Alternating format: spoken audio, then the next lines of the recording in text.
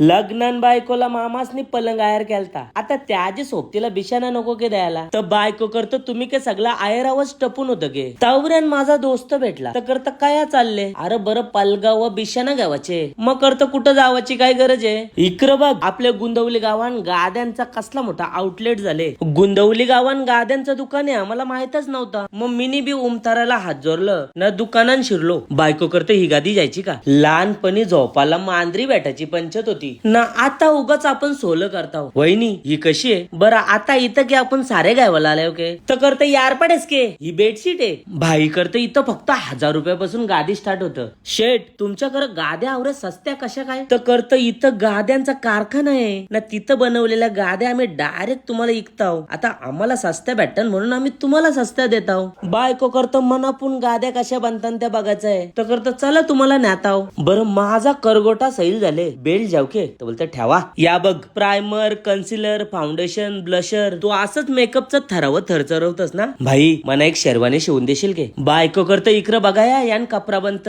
आपल्याला घ्यावाची का असली मशीन. तिला बोललो ती के शिलाई मशीन आहे का. पायंडल मारला का सुरू चल मुकाच घरी. आम्ही एक गादी पसंत केली. भाई करतं गादी न्यावाला टेम्पो द्याव के. त्याला बोललो टेम्पो कला मी डोक्यावर नेन. ऐक ना आपली जरा बुटा जेतच के. पण हा तुम्हाला पण सस्त्यान गादी गावाची असेल तर आपले भिवंडीन गुंदवली गावात नक्की जा.